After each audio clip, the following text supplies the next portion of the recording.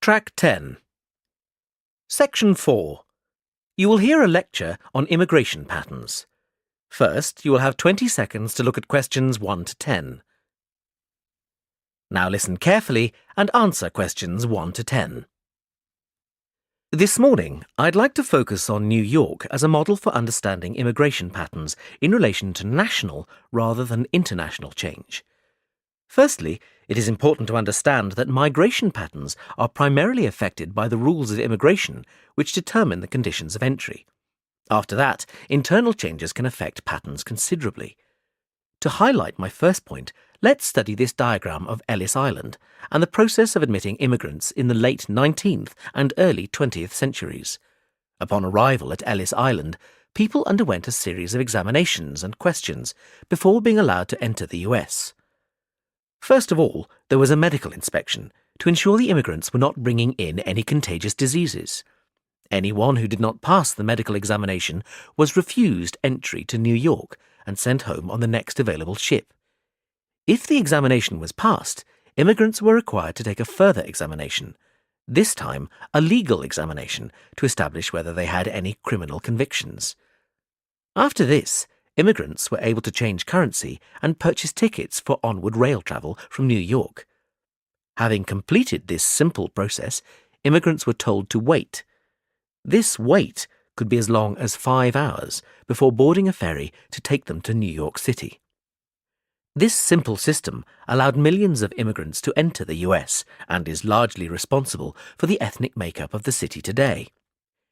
Even though the immigrants themselves may have had a variety of reasons for deciding to migrate, it was only possible because of US national immigration laws.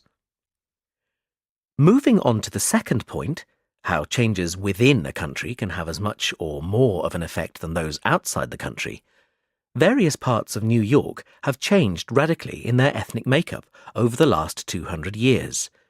Communities became wealthier. Governments introduced new laws, and employment opportunities came and went. These factors affect where people choose to live or force them to move to somewhere different. For example, most people think that the population has changed in Manhattan due to the rise of its importance as a financial trade center, which is true to some extent. But, like the Ellis Island example, a change in politics, namely a change of mayor, allowed the city to boom as a financial center, and this resulted in different types of people moving to the area. Brooklyn is an interesting example too, and we'll be looking at it as our case study later in the lecture. Whereas it used to be a predominantly working-class area of the city and therefore attracted unskilled migrant workers, nowadays its fame as a centre for up-and-coming artists and musicians means it has attracted a new and much more diverse population of middle-class residents.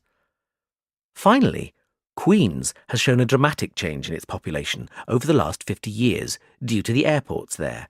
This means that the number of airline staff living in the area has dramatically increased and changed the nature of the local population. Finally, I'd like to use Brooklyn as a case study of local change. Brooklyn's population has changed significantly over the years, and this can most easily be seen in its economic activity.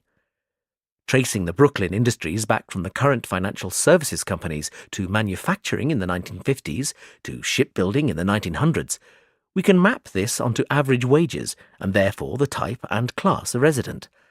And this has affected the population density too, which has been steadily increasing over the past 100 years from 1.5 million in 1900 through to 2 million in the middle of the 20th century to the 2.3 million inhabitants today. In fact, Brooklyn is suffering from considerable overpopulation now. But this large population increase was due not to employment, but the building of the subway, which linked Brooklyn to other areas of New York. Prior to this, at the beginning of the 20th century, the only way of transportation was the Brooklyn Bridge. Another factor, which traditionally increases the desire for the middle classes to live in a particular place, is the extent and type of local heritage, especially for those people with young children. In Brooklyn, this is evident in the increase in population after the construction of Coney Island. The modern-day equivalent of this is the restoration of Prospect Park, which has brought more middle-income families into the area.